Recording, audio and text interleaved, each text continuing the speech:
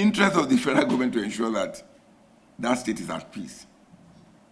Not only PDP saying that, many other people have said that. It's very important. We said it, and we are re-emphasizing that the tenure of those that have expired local government cannot be extended. Cannot. That is the law. That the tenure of those local government exco's had expired.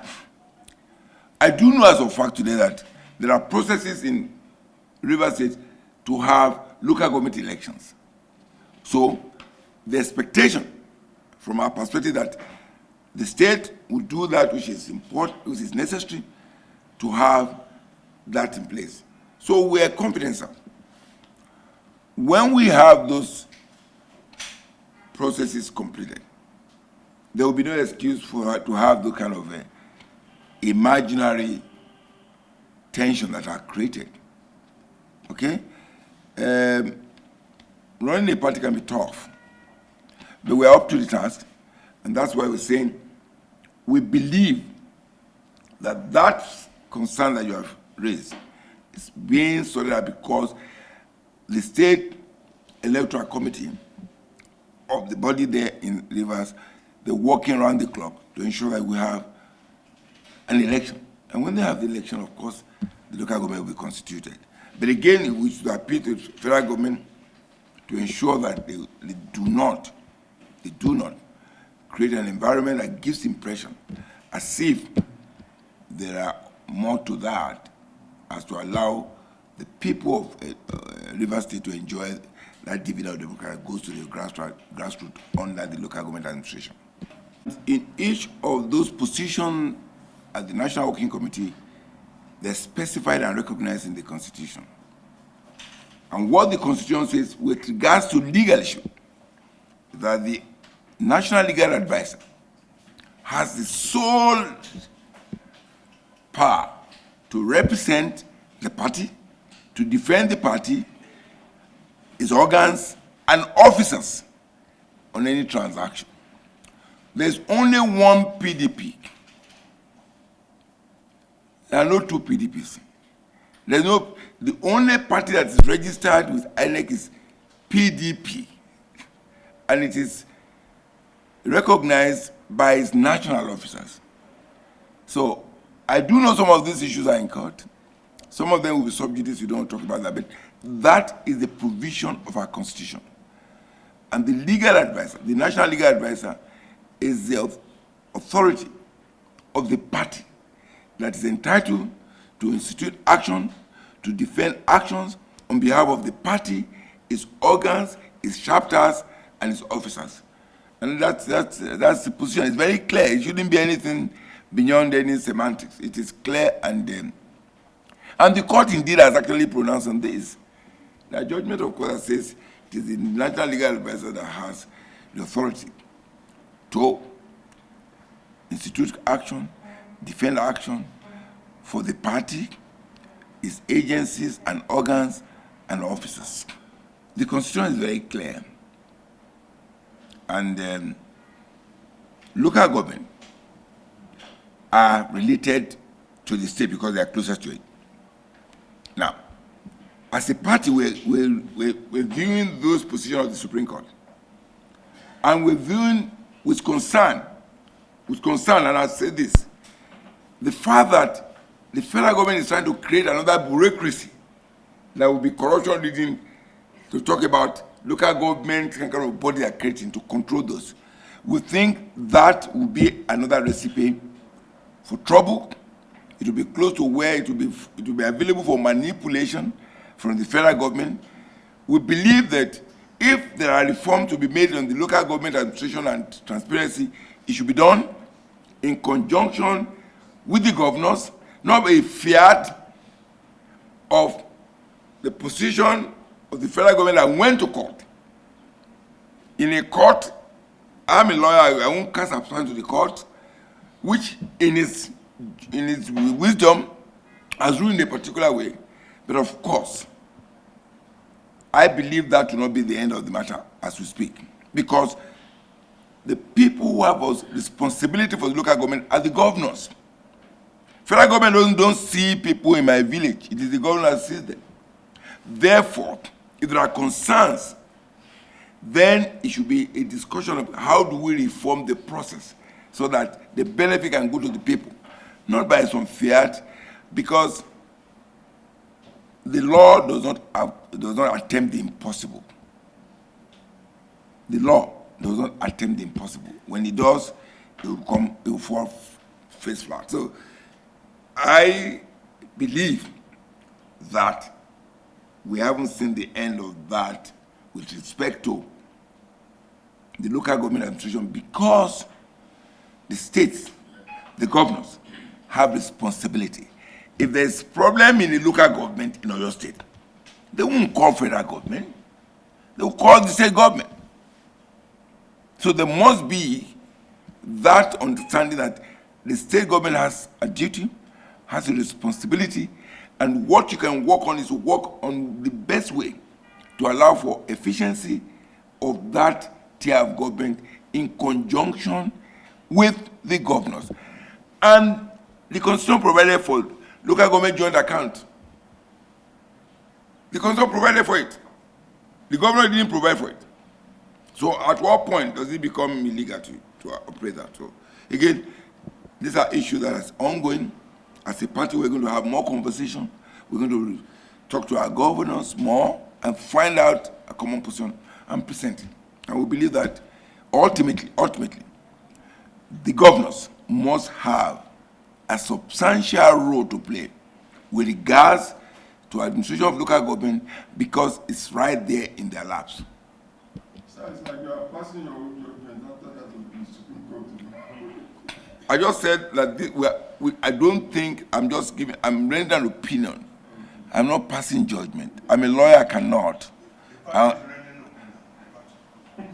Yeah, if you say so, I thank you very much for promoting me to the party. But having said that, I said, and I mean it with all sense of responsibility, I do not think we have seen the end of that. That's what you are seeing, and you're telling me an information. If they withdraw from Algon is a body recognized in Nigeria. If a major part of it is out, that body is beginning to crumble. And if it crumbles, it will have effect, even on the administration of local government. That should not be the intent. We want a better administration, right? Then have a conversation. That's what we call politics. That's not, I mean, this is a government that just went to destroy Labour Party, a Labour Congress. Is that how to do politics? Is that democracy? Because you have, you can go and sue, go to court, federal government suing the states, and you create another fraudulent body or amorphous body that can be another bureaucracy that can be manipulated. We don't want that. We have enough. We're dealing with INEC. We're dealing with humanity. We're dealing with police. We're just here. They just extended according. The National Assembly have amended a particular provision to allow the IGs to go for another 4 years. What kind of voodoo country is this? It looks like magic. It is not correct, and I think that is, we should put it right, that our party does not feel when people leave. But we are a party, and we're guided by our programs, our policies, our manifestos, our own mission and vision. It is not correct that we said in 2023 that, no, they can't go. I don't know where you're getting that information from. I have always said to you that when you do reconciliation, now, I'll give you an example. Israel and Hamas are embroiled in some crazy, nasty war right now. But they're talking behind the scene. They don't come before the clear light to talk, right? We're hearing about negotiation. That is when human nature, when human interests and aspirations are involved, that's what you do. Sometimes you succeed, depending on the parties. Why is America getting frustrated with Israel and Hamas? Because even though they think they should have some kind of deal, some people are looking difficult for it. So it happens too in party politics. You make effort at leadership level, and you find the gladiators refusing to see what you can see. So it is not correct. Secondly, when you come to Edo, we have made effort. We believe so. And this is very important for Nigerian politics and for those of us that seek public office. You cannot only be a party man when you win election. You can only be loyal to your party only when you win the election. And I think that should be a message for the country. People have lost. There are politics without principle, politics without conscience. Because you don't win now, that doesn't mean the party should die. And so that must be emphasized. So when people don't win a primary election or any election and they said we're leaving the party, I don't think a party should be blackmailed to begin to say, oh yes, they are important, because not one man is a party. It's about people's view. And in the people's view, it's in your interest to stay in so that you can achieve your own aspiration and objective. So, in Edo State, irrespective of what you consider now, because of the candidate that we have, what do you speak to the APC people that are coming in? I just referenced somebody who said in church, I said, we have only been giving water out. Okwebelo didn't say anything, no. I'm paraphrasing that man. And he said, how do you market a hard copy in a digital age? Don't forget, Asue is savvy, he's compliant, he's Asue Ighodalo, O2, that is oxygen. Okwebelo is carbon dioxide, that's why we can see him. On the matters that you just referred, only 2 days ago I just released, yes, at the NEC meeting, it was one of the resolutions of the NEC was the constitution of a reconciliation committee, because we recognize that when we're dynamic, and when you have a party that is properly so called, you have several interests. People are going to compete. There will be disagreements, but we're not disagreeable. We like when we have this conversation, because that's what helps the party to grow. So we can grow from there and improve on our processes. So we set up that. It was approved that we set up. But again, there must be consultation. You don't just pick people and put them in committees. The governors must come in, the BOT must come in, the state chapters must contribute, and that's what we have done. We just announced it 2 days ago. No, the committee in question is Edo Reconciliatory Committee. Yeah, good. You're asking for Edo particularly. Yeah, of course that committee was there. They've been talking. Part of the fallout is find that people that were engaged refused to, and that's why I said, you can only reconcile people that are willing to be reconciled. When you put your personal interest above the party interest because it doesn't favor you, you become irreconcilable. But there are several aspects. The fact that we didn't succeed with one person did not mean we don't succeed with others. That's why you see the movement in Edo State. You could see the movement with a lot of people coming in. It is because that committee has succeeded in bringing more, because there are so many people who might be aggrieved. So that one person or two or a few of them did not. That cannot be a failure on our part. We are making progress. Reconciliation is a continuum, even until the day of election. Because it's not just a 100-meter dash, it's a marathon, or probably it's a millennium. So We are working on that. And by our own assessment, it is substantially successful. That's why you find the kind of movement you find. And that's why we're not only reconciling with ourselves, we're reaching out to other parties. And that's why you find prominent APC members. Who knows? Because one, they are Edo State true bonds, and they know there should be success beyond party, and that there should be hope, there should be opportunity for people in Edo State. And they've seen that it is only the PDP candidate that can provide that.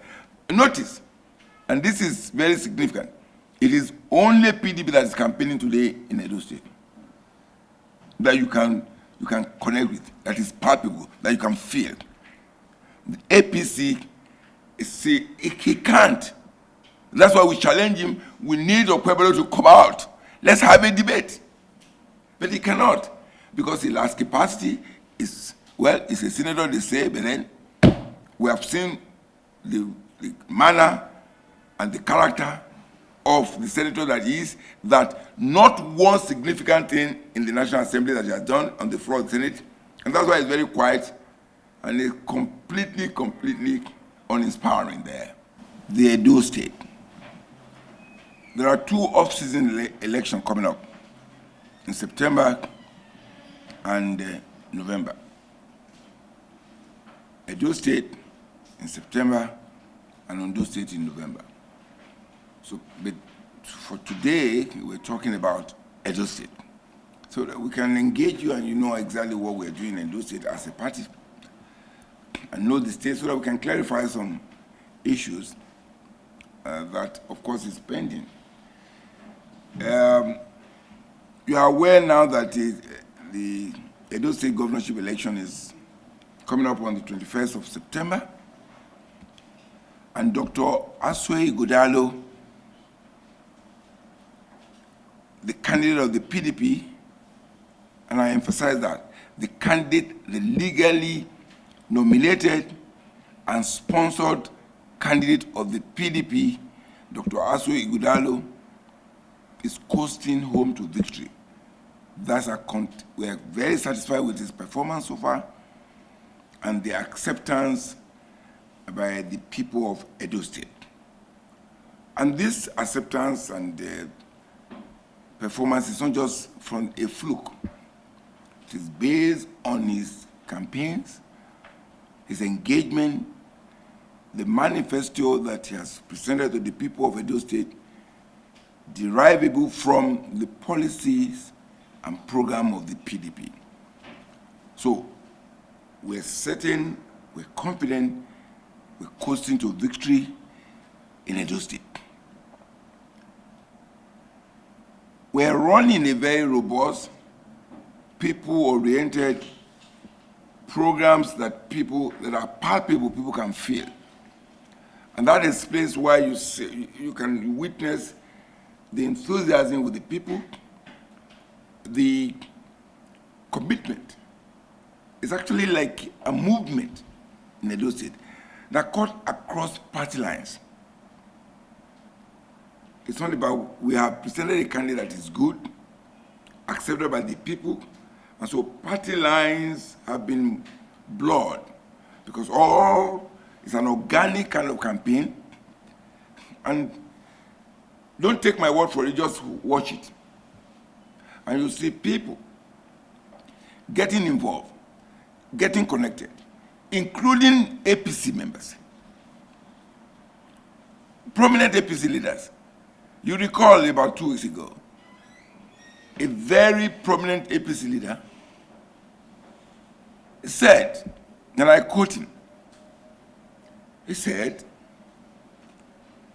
the PDP candidate is talking. Their own, and he called it his own then, Monday Okwebelo of the APC, he's not campaigning. We don't see him, according to him, using his word. And he said this word, which is words in marble, that how can you market a hard copy in a digital age? Because you can't find him. What they see is only posters. Posters don't deliver policies. What deliver policies and programs for the betterment of the people is the engagement of the people so that you can feel them. And that's exactly what Dr. Asue Ighodalo is embarking upon, promoting our party's policies and program, which he has distilled into a manifesto that you can feel, you can touch, you can read. So we're confident and we're satisfied with the performance of our candidate in projecting our party to connect with the aspiration of Nigerians, particularly at this time, when APC has done so much damage to our country. You recall in the last 1 year has been more traumatic, and painfully it's continued because we have a party or a government that is not listening, that is impervious to suggestion, that believes in the arrogance and failure. And so we believe that Edo State will be what I would call a referendum on the failures of the APC at the national and at the state levels. You check around the countries, check out the states. The PDP states, even in all this challenging time, have come to be known and recognized as oases of development. And that's why, as a party, we have set up a program which will commence soon. We will be talking to you about that. The Oasis of Development series. And when you take it from the north, you go to Bauchi, you find specific issues that the PDP is running on. If you go into Adamawa, you find specific issues that relate to the people that the PDP is talking about. If you go to Akwa Ibom, which is like the flagship of our development, you find out what it's doing there.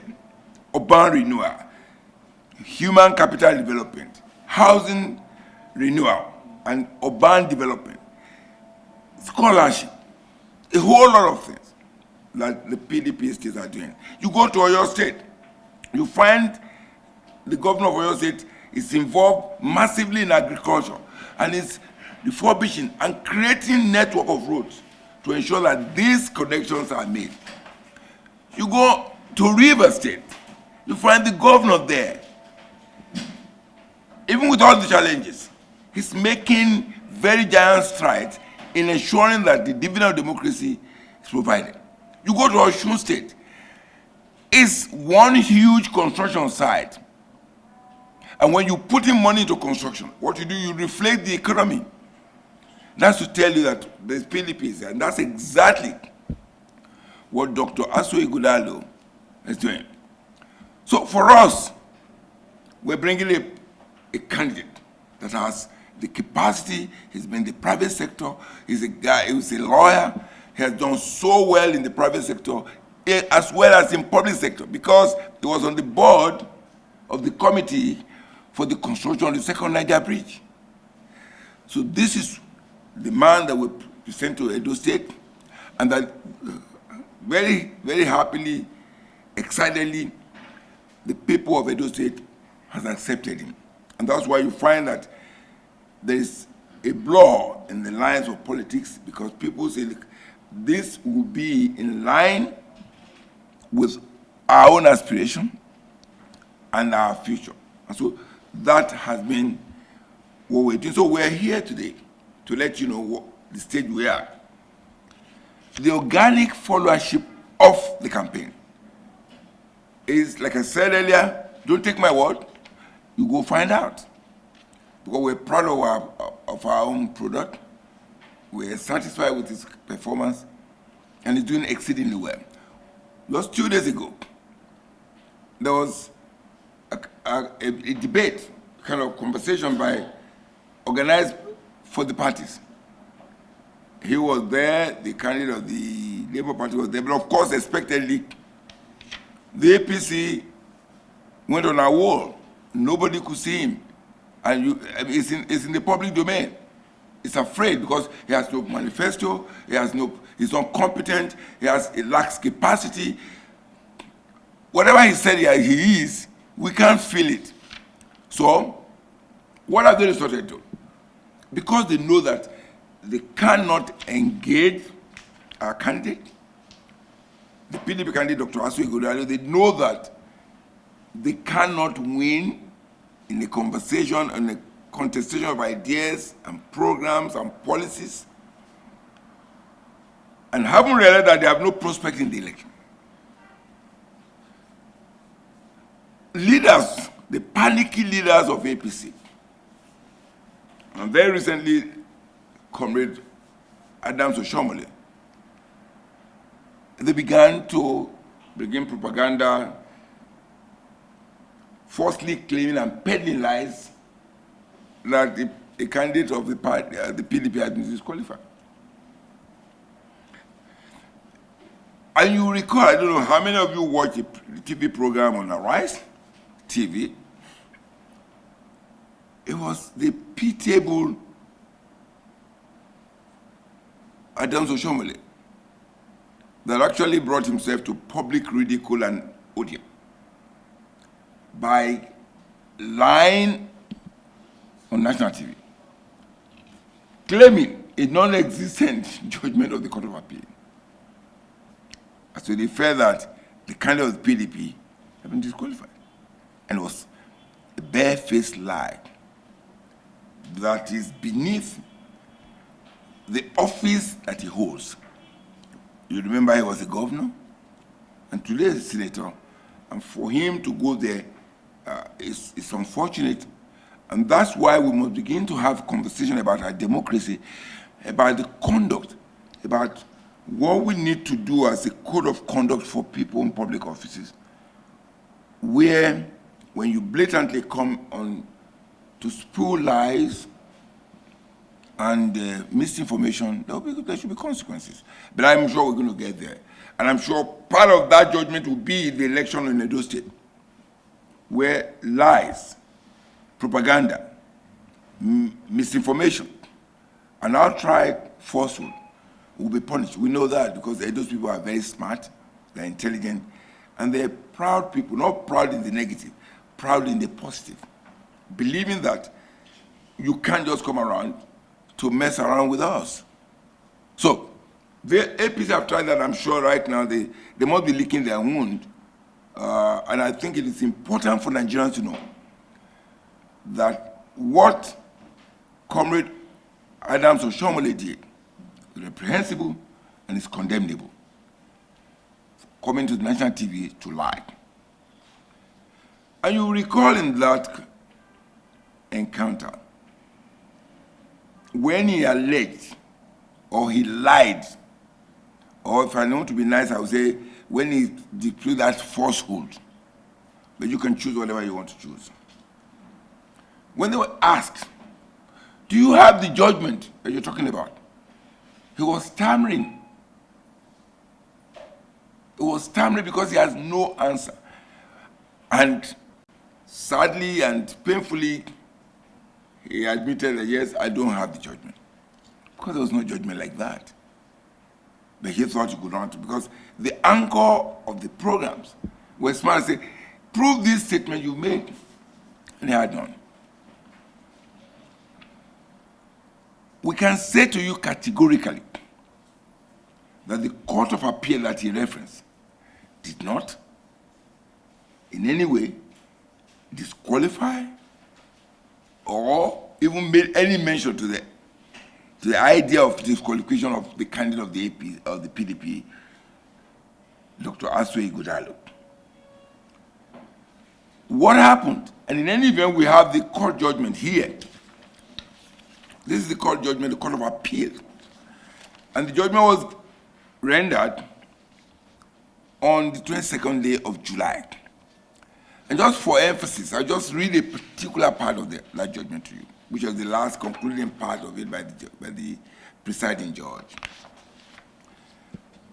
It says, in view of the resolution of all issues, all issues, and I will come to the background of that, for determination against the appellant, it follows that this appeal lacks merit and it ought to, and is hereby dismissed. I'll give you a background so you understand why. The Philip Shuaibu and others went to court to challenge one, the nomination, the outcome of the primary election that produced Asue Ighodalo. In addition to that, they claimed that he had no voter's card, which INEC has since confirmed that he has. They claimed that people were disqualified or prevented from voting. And they claimed that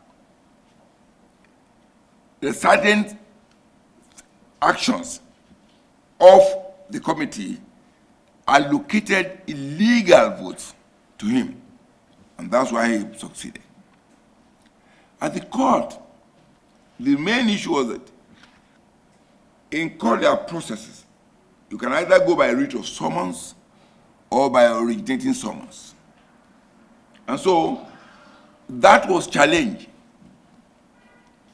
On the basis of that, when the court, at the lower court by Justice Omotosho, ruled that you have no locus because you did not participate in the primary election.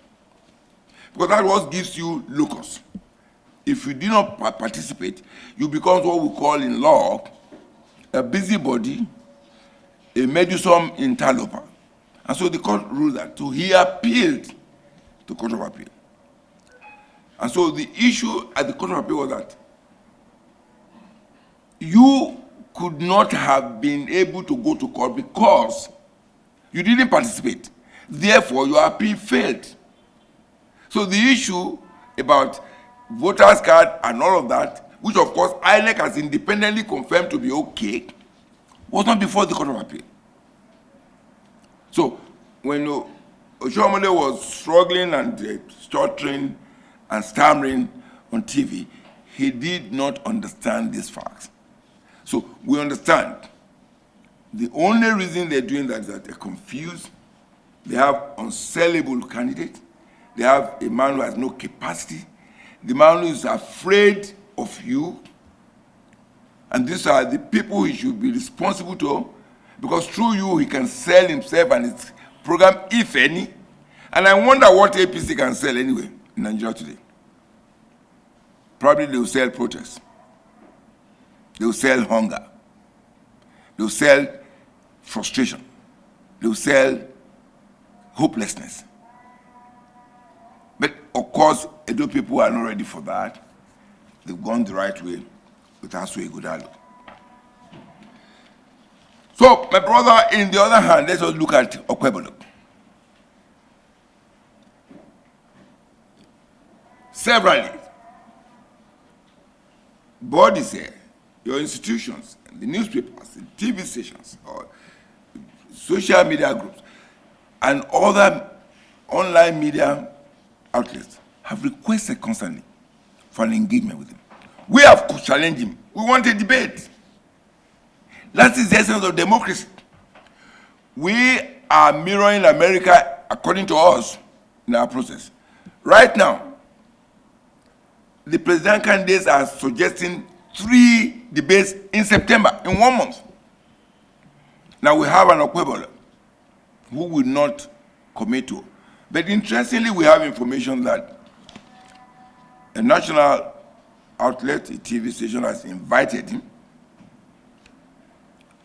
for tomorrow, Monday. And we're saying to him, it is in his interest, it's in the interest of Edo State people, that he comes out to appear in that show so that people can ask questions that is agitating the Edo people and of course Nigeria to know indeed what manner of character of people seek public office. We've gone through this out before. In 2015, Buhari refused to engage any interview. APC is consistently as a character.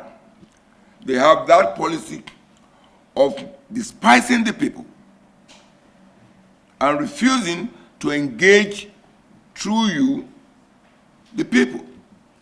And I think from Edo State, we as a people, as a country, can stop it. To say no. If you were not worthy of you talking to us, then you're not worthy of our votes. In any event, the PDP candidate is solid. He's a man with a lot of track record, a lot of achievement, a man that is savvy, an investment banker, a man who has been in productive sector, was in banking, is in the product sector, is in brewery industry, and is an employer of labor, so he understands. And that's why we are excited, and we want to thank you most especially for this opportunity to have this engagement with you.